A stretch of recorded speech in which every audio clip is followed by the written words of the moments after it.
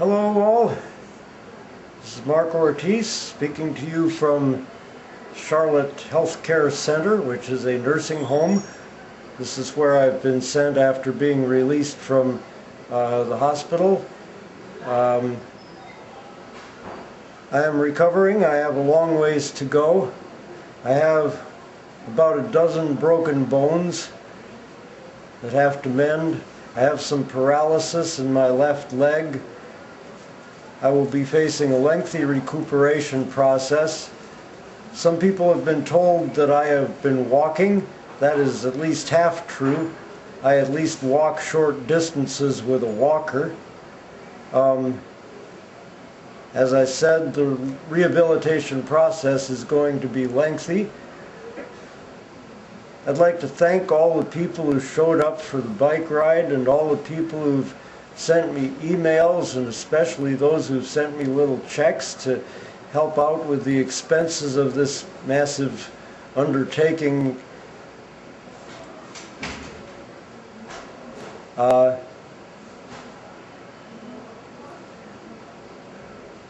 had the opportunity to look at photographs taken with a digital camera and shown to me on my brother's laptop computer, photographs of my bicycle and my helmet. My next door neighbors have done fairly extensive investigation at the site of the wreck, and I have had a memory. I think it's a bona fide memory, but it's hard to be sure in a case like this, come back to me of the moments right before I got hit. The bike was hit in the left rear. The wheel is pancaked over, the rear wheel is pancaked over to the right and flattened. The rear pannier bag rack is crumpled pretty badly.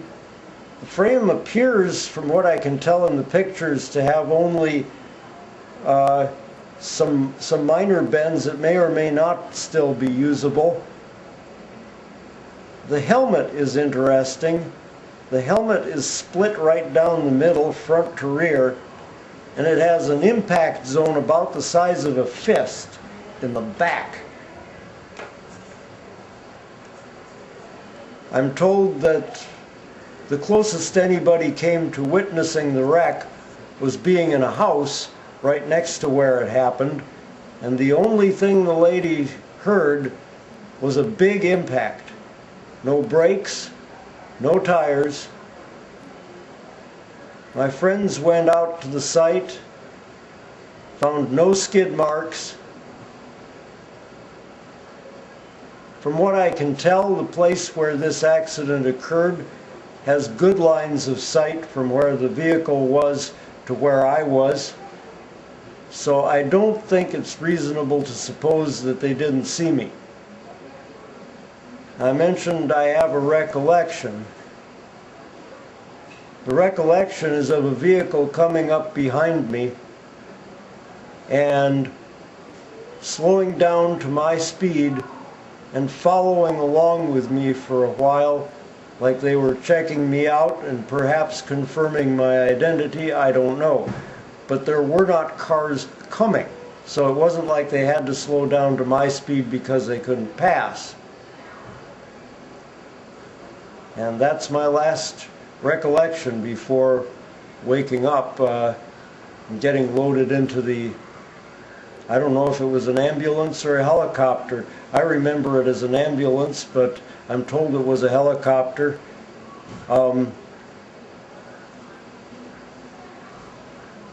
So what all of this points to is either one of two things.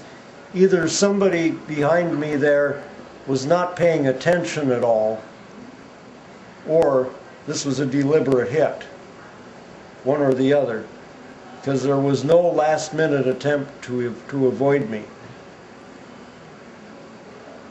My body has contact damage all the way from the rib cage down to the ankle on the left side. My pelvis was broken in a number of places.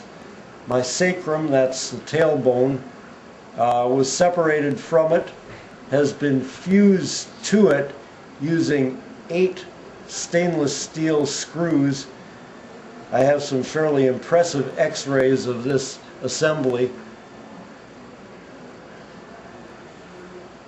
I was very nearly killed.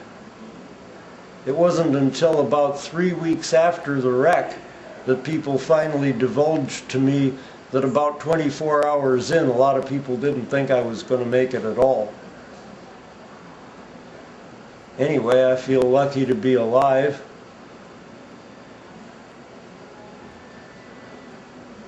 And I intend to investigate the matter further.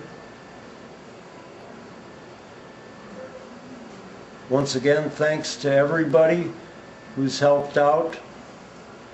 People who've visited and brought healthy food, because the food in America's hospitals and nursing homes is a disgrace. I gotta tell you, they have absolutely no clue about the value of anything but protein and starch. Basically, that's what the diet consists of. They don't have any vegetables to speak of. They don't have any fruit to speak of. It's pretty bad. So the willingness of generous friends to come in and help me out just by bringing me good food to eat has just been inestimable. It's been so good. It's been such a help. Not to mention the moral support that comes from knowing that people care. So again, thanks to all of you for all you've done, and I will see you on the streets in the next few months.